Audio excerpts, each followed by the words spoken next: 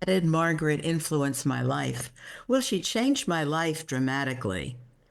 Um, when I first met her, I was a 20-something-year-old speech therapist working in the public schools. I had worked in hospital clinics, and she introduced me to a whole new world called dyslexia, a world of educating children and adults, and a world of fantastic horizons. Through Margaret, I met people, the movers and shakers of the educational world of dyslexia in this country and in Europe and in Asia.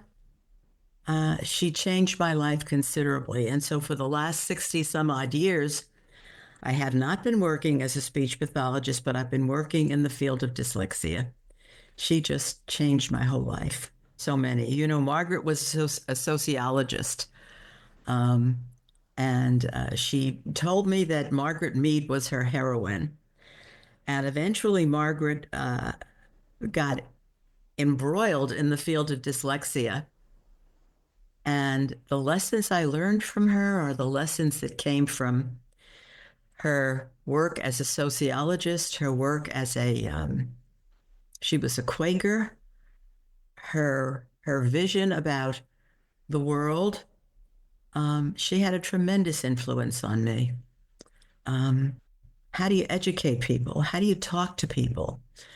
How do you evaluate the necessary components of education and of life, really?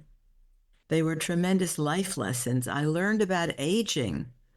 You know, when I met Margaret, I was in my 20s and she might have been 45 or 50, but I thought she was really old. And I watched her grow old. I watched her age and I watched her deal with the issues of aging. And it was incredible. She was, you know, when she said to me, when one part of her body stopped working as well, she would just replace it with something new. So she had visual problems. She got better glasses. She had auditory problems. She got a better hearing aid so that she could be lecturing in a hall and she could hear people asking questions from the back of the room. You know, I learned about life. I learned about aging. I learned about teaching. I learned about the world from Margaret. Well, many of us talk about Margaret Byrd Rawson as the grande dame of dyslexia in the United States. When Samuel Orton died, and this is a whole historical thing that will give you maybe a framework for understanding who she was and what she did. When Samuel Orton died, um, many of the teachers that he had trained and worked with, uh, he used to have meetings with his teachers on a periodic basis, monthly or semi-annually, and they would discuss some of the students they were working with, and they would discuss what they were doing with them. And after he died, a lot of these teachers and practitioners who studied with Dr. Orton and with uh,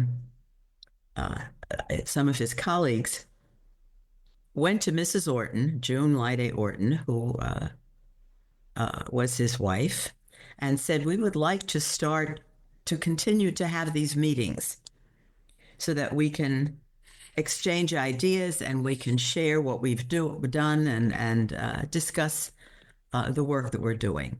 And she decided that, well, yes, maybe we could have a little organization, a little society, not one of these great big societies that meet in a hotel and with thousands of people, but a little society. And we can call it the Orton Dyslexia Society. So that's how the Orton Society, now called the International Dyslexia Association, whatever, began. And the first meeting that I went to with Margaret Rawson, there were about 15 or 20 people at the New York Academy of Sciences, maybe more than that, maybe 30. And that was the whole society. And Mrs. Orton was the first president. Margaret started a journal, and she had colleagues write articles for this journal, and she would very carefully edit the articles.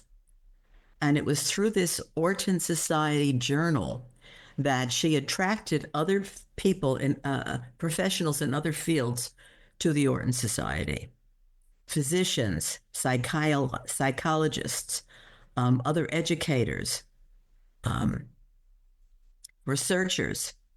And it was through the journal that Margaret first started bringing people in this country from other fields together to understand what dyslexia was, and that these people who were talking about Orton Gillingham things were not a bunch of kooks sitting out in left field someplace, but that they were indeed professionals with good training, good ideas, and good research, empirical research. We've been doing this for X number of years, and this is what works, we find. And Margaret became the next president of the Orton Dyslexia Society after June Orton. And they began having bigger meetings, bigger conferences. And Margaret brought people to the New York or to the United States from all over the world who were experts in their field. And she brought them to this country, and she helped to expand our knowledge of what was going on in Denmark with Knud Herman, what was going on in England with our colleague Marion Welshman, who started the British Dyslexia Association, what was going on in Germany with Edith Clausen, what was going on in the Czech Republic with Stenjak Madicek. And she brought these people to this country, and she had them write articles for the journal. And so she was really the one who expanded knowledge, scientific knowledge, and information and expertise about what dyslexia is, what works for these children, and what's just a lot of nonsense. And today, a lot of our researchers are validifying. I should change that to validating. Excuse me.